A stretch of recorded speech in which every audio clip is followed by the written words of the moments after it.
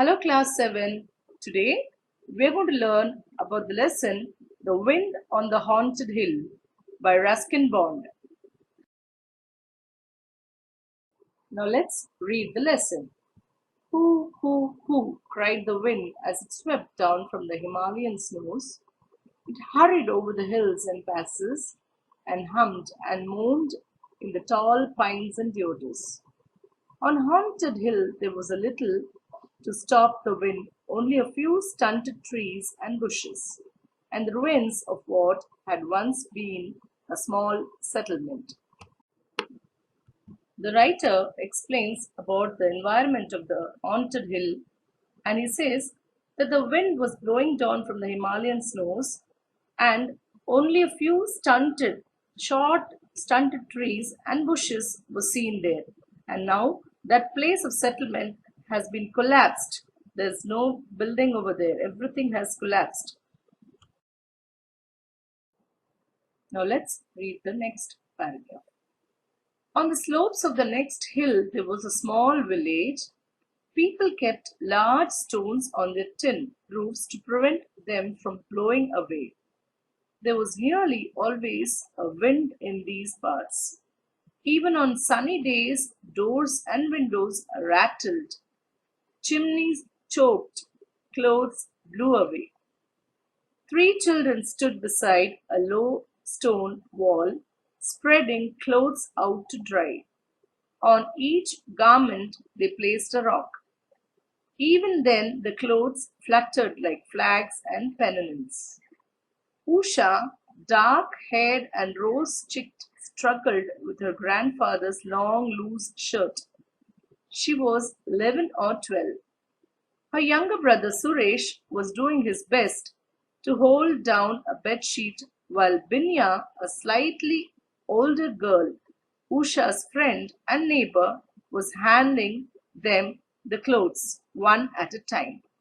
Once they were sure everything was on the wall, firmly held down by rocks, this paragraph, the writer tells us about a small village on the slopes of the hills, and he tells us that the wind is so strong that people have to keep a large stone on the roof, on the tin roofs, to prevent them from blowing away. Here he tells us about three children, Usha, Suresh, and Binya. Usha, a dark haired girl who lives with her grandfather, and she also has a brother called as Suresh. And Binya is their neighbor. They three of them were trying to dry the clothes. But the wind was so strong that they were struggling over there to dry the clothes. Now let's continue the next paragraph. They climbed upon the flat stones and sat there for a while in the wind and the sun, staring across the fields at the ruins of Haunted Hill. I must go to the bazaar today, said Usha. I wish I could come too, said Binya. But I have to help the cows and the housework. Mother isn't well. I can come, said Suresh. He was always ready to visit the bazaar, which was 3 miles away on the other side of the haunted hill. No, you can't, said Usha. You must help grandfather chop wood. Here, in this paragraph, the writer tells us about the conversation between the three children. Usha wants to go to the market, the bazaar, and so she calls Binya to accompany her. But Binya says, no, I can't because mother is not well and so I have to help her with the cows.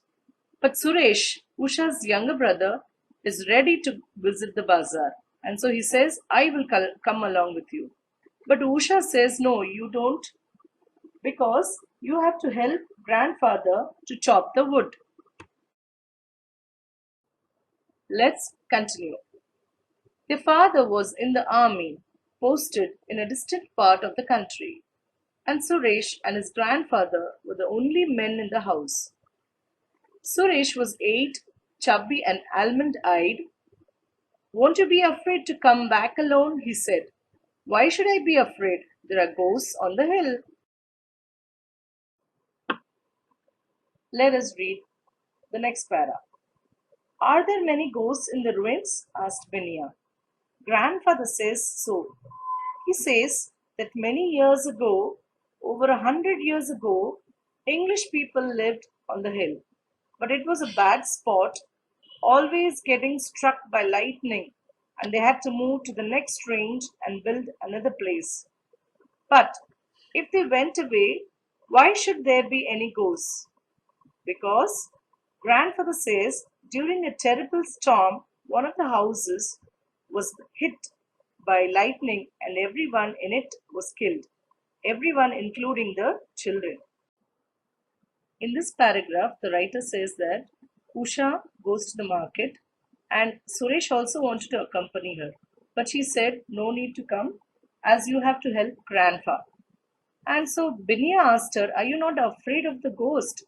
Because you have to come alone from the bazaar. And she said, no. But grandfather said that over 100 years ago, there were English people who lived on the hill, and it was a bad spot that that place was struck by the lightning, and they had to move to the next range to build another place.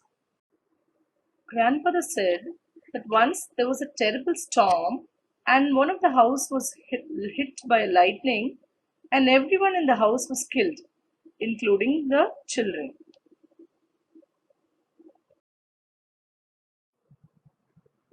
Let us continue.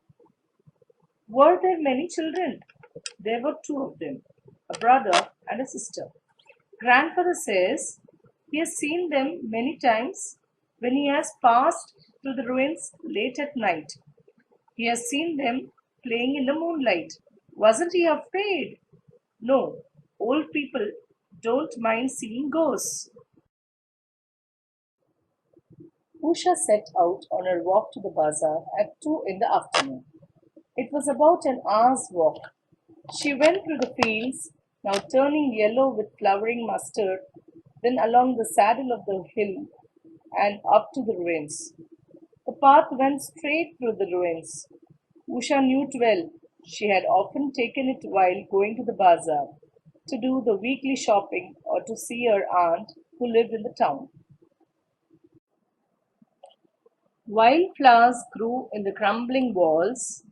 A wild plum tree grew straight out of the floor of what had once been a large hall. Its soft white blossoms had begun to fall. Lizards scuttled over the stones, while a whistling thrush, its deep purple plumage glistening in the soft sunshine, sat in an empty window and sang its heart out. Usha sang to herself as she tripped lightly along the path. Soon she had left the ruins behind. The path dipped steeply down to the valley and the little town with its struggling bazaar. Usha took her time in the bazaar. She bought soap and matches, spices and sugar. None of these things would be had in the village, where there was no shop, and a new pipe stem for her grandfather's hookah and an exercise book for Suresh to do his sums in. As an afterthought, she bought him some marbles. Then she went to Mochi's shop to give her mother's slippers repaired.